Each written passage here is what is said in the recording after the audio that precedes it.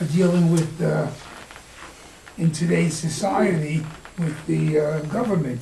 It's like a checks and balances. It is checks and balance, Yes. but the point is here, the checks and balance was, there was a certain level, in my opinion, of reliance on expertise of experience, but then having the validation of certification.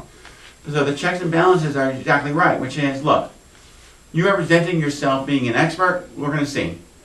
And thank you, you represent it, but now, to appease us, to assuage our concerns and fears, please demonstrate that you truly do understand, either by going to the National Shochet Board of Certification.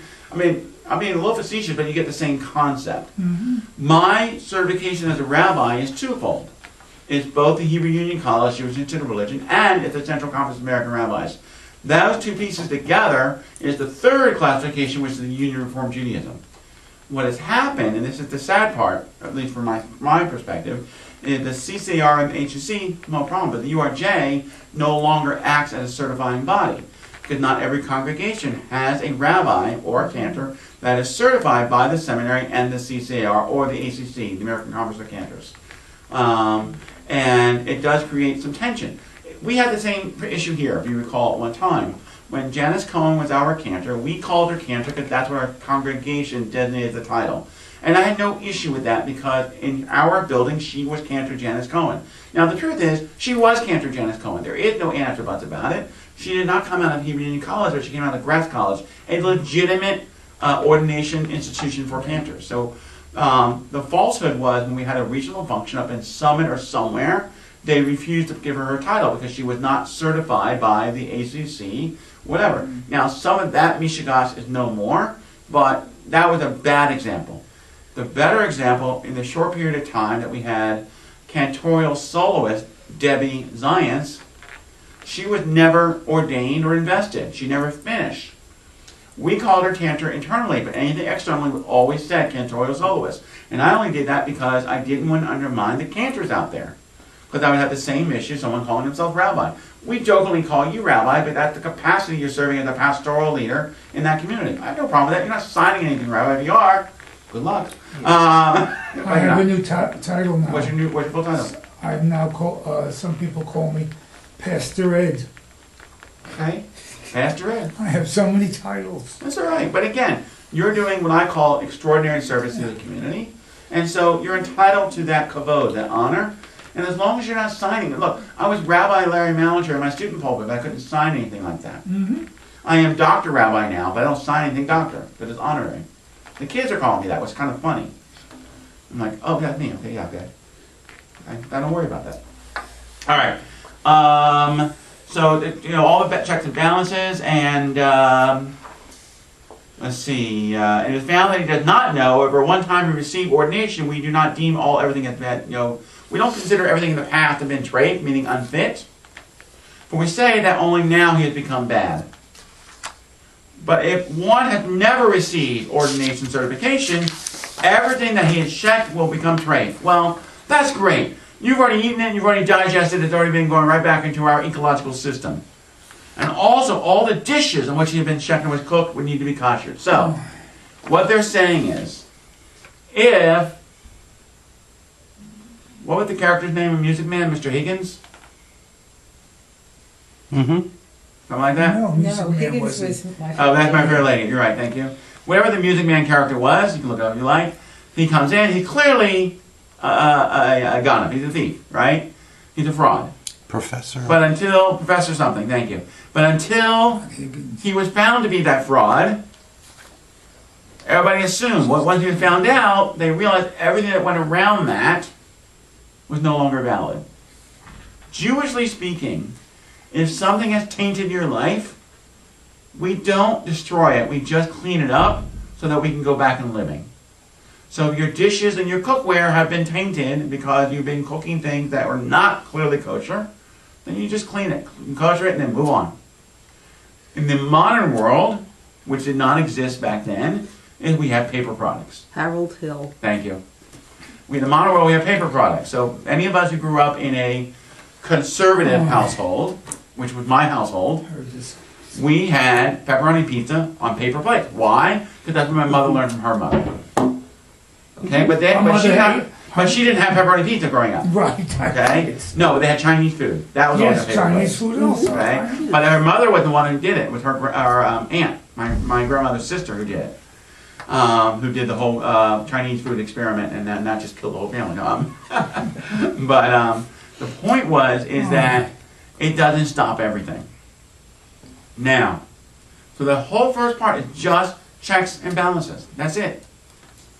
But again, at the beginning, women, slaves, strangers, if someone purports to be an expert in shechita, mazel tov, thank you for doing this for me.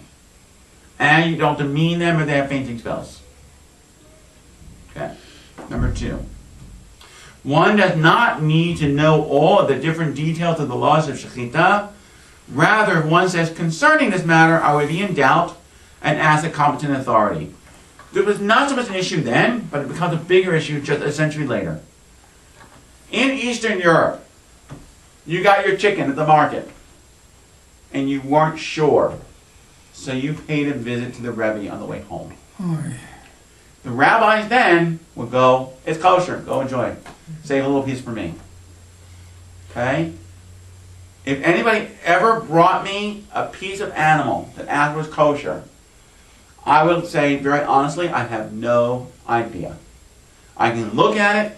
If I knew that at one time it chewed its cud and had a cloven hoof, or had fin and scales, or not one of the forbidden birds, it's fine. Other than that, I couldn't tell you. I'm not going to pull the lungs out and go, yeah, sure, they look pretty good. I don't know.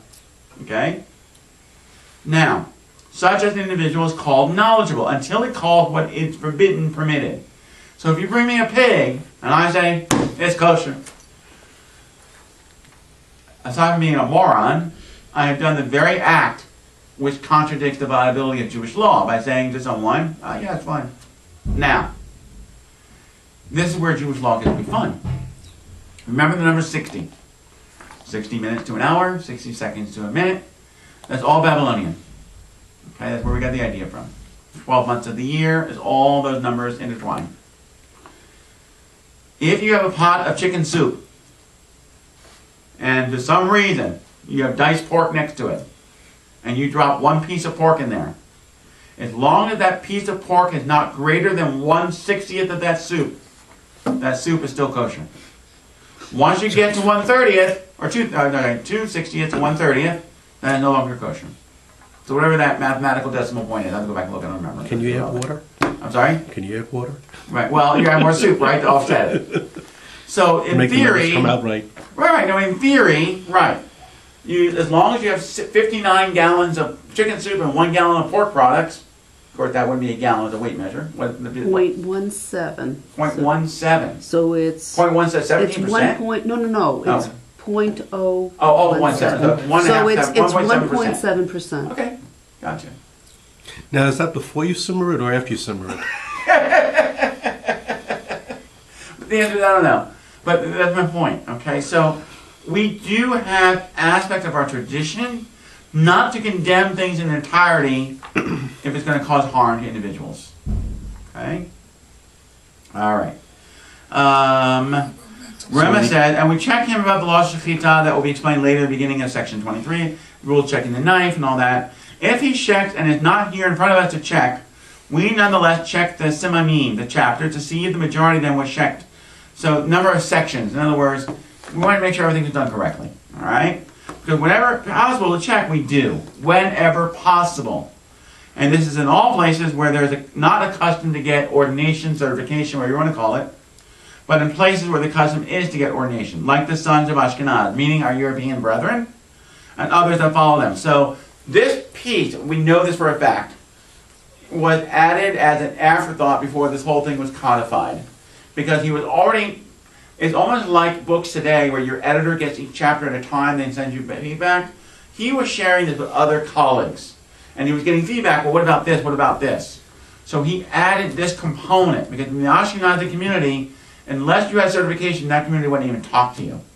Where the Sephardic community was not an issue. Because they assumed if you knew how to do it, then you must have learned somewhere. You didn't just come off the street and say, oh, I can do this.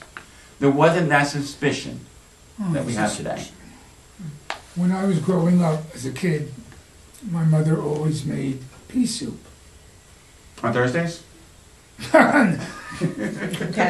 Possibly. And she would always slice in, A piece of ham or ham hock? no, a Hebrew national Hot dog. hot dog. There you go. And that's all I knew. Right. And when I went later Diner. on in life Yeah, to a diner. to the diner, Let's be I said, soup. oh, it's very good. And somebody said, you know, that's ham. And Yes, exactly what it is. That's how they make the salty. Absolutely, The absolutely. diners all have, it's Pea Soup Thursday. Yeah, there's a reason though. I did some research one. There's a reason why Friday's always clam chowder, because Fish Friday. Yes, that we know. And Saturday in the past would always be the chicken soup or the matzo ball soup because of the Jews and all that. But it was never wonton on Sunday at a Chinese restaurant. Yeah, there's a reason for the different soups during the day. The baked potato soup or potato soup was usually the culmination, or vegetable soups were the culmination of leftovers over the weekend, so they wouldn't get wasted. And so, but split pea, there's actually a religious background to why it's on Thursdays. Oh, we have to check that out, Susan. We're going to stop right there. We're going to continue with Evanite Ezer. You can go ahead and take a look at it before. It's talking about when you're allowed to have sex with your spouse and what state of inebriation you may or may not be in, or anger. So the idea of people having drunken sex is actually not a Jewish thing. And the last section will be deal with the issues of judges and how you're allowed to pay them or not pay them, which is all very interesting in today's world about electing judges. The one with the sex, do you read that in bed? If you would like to, that's fine. If that's where it works But for it may you. not be as amorous as you think. But all right. Next, So our next class is on the 18th. 2 weeks. 2 weeks. Okay. I wish everybody a successful experience at the polls.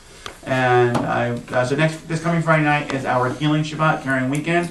Cantor and I with Pam Meyer are going to be doing a service of healing as well as Shabbat. And then next Sunday is the program Living Well with Dementia. That's the proper title. We're making some adjustment to the title. that's Wednesday? That's If right. we remember to Next go. Sunday, breakfast program at 9:30. No, the dementia program. What program, sorry? What date was the dementia program? Did you forget Next it? Sunday, the 11th. Will you Did you remember forget that? it? Never mind. I got stuck